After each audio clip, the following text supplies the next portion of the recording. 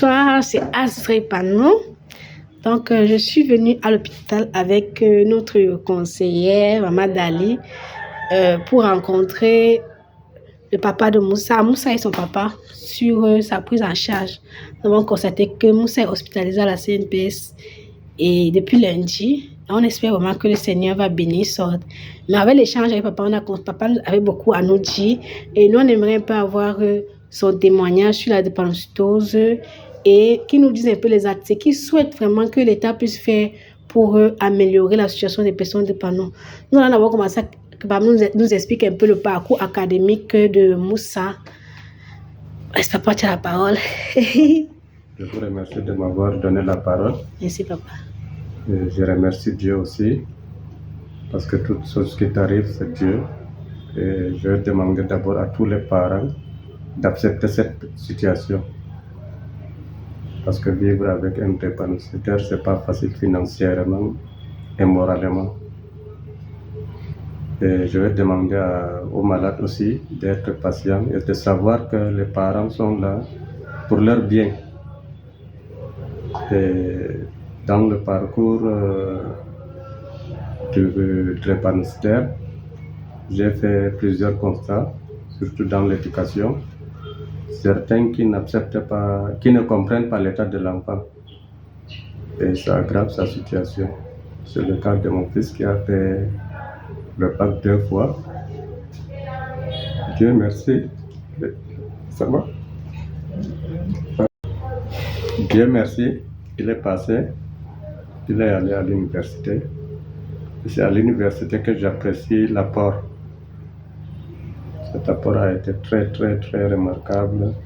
Et ça a beaucoup aidé l'enfant à avoir certains de ses diplômes. L'université, l'IAI du Cameroun, Garoua. Vraiment, qui a vraiment accompagné Moussa dans son parcours académique. C'était très compréhensif sur la drépanocytose. Oui. Jusqu'à vraiment, je ne sais pas comment le remercier. Mais par contre, au lycée, il a échoué l'examen parce qu'il a fait une crise en salle de classe. On lui a refusé de prendre les médicaments. Voilà, et il n'a pas pu rester en salle pour composer. Et c'est comme ça qu'il échoue. Donc vraiment, les professeurs, les enseignants, les délégués, les ministères de l'enseignement secondaire, primaire, universitaire, vraiment accompagnez-nous parce que quand l'enfant, le drépanocytaire est malade, ce n'est pas lui qui fait. Préparer un examen est stressant. Et parfois, on se retrouve à la veille de l'examen que le stress déborde et on n'arrive pas à aller composer ou bien on arrive avec les malaises. Qui nous accorde d'aller en classe avec nos médicaments, avec nos pulls verts, avec tout ce qu'il faut pour qu'on puisse se composer normalement et qui nous tolère. Parce que ce n'est pas nous qui cherchons à avoir la maladie là, mais on se force aussi pour fréquenter comme les autres. Voilà, donc le parcours de Moussa a été beaucoup retardé parce que les enseignants secondaires ne comprenaient pas.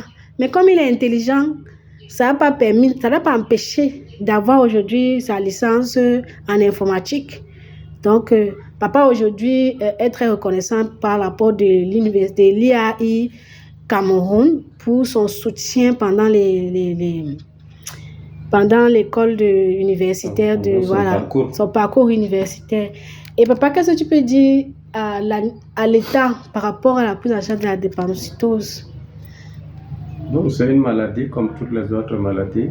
On ne veut pas leur demander de faire tout, mais s'ils peuvent quand même accompagner ces malades en termes financiers en réduisant certains taux de prix des médicaments et en avoir certaines personnes qualifiées pour la suivi de ces malades. D'accord. Parce qu'à Garoua, c'est pas facile de trouver quelqu'un. On nous renvoie toujours, comment vous appelez là? C'est les femmes. Chez qui? C'est les femmes qui traitent les enfants. Là. Les pédiatres. Oui, chez les pédiatres. Azrépano est là. Azrépano accompagne les drépanocytaires, que ce soit les enfants ou les adultes. On accompagne les drépanocytaires pour leur montrer comment ils doivent vivre avec leur maladie. Qu'ils doivent d'abord accepter leur maladie, se comprendre et vivre de telle manière qu'ils ne puissent plus avoir les crises. Donc, éviter tout ce qui va les rendre malades. Donc, on essaie de les apprendre à identifier tous les problèmes et les éviter. Et là même, c'est Madame Rabiatou Oui. et Madame Samira Oui. qui ont pris la peine de nous suivre. Et je les remercie aussi. Madame Rabiatou. Rabiatou, épouse Amadou Louak. Je ne sais pas où elle se trouve, mais c'est... Des bienfaiteurs. C'est lors d'un colloque à Yaoundé sur le drépanocytaire. Ah, d'accord. On a appris que j'ai eu son contact. Elle est dans quelle ville? À Yaoundé. D'accord. Je ne sais pas où elle se trouve. Vraiment. Mais elle vous appelle, elle nous conseille avec Madame Samira. Madame Samira. Okay. Où que vous soyez, Madame Samira, Madame Rabiatou, merci pour le bien que vous apportez aux parents, parce que c'est très important.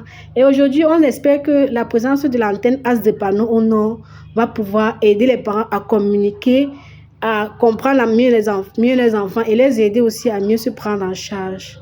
Merci beaucoup, papa. On espère qu'on sera ensemble et qu'on va traverser ces chemins ensemble. Merci.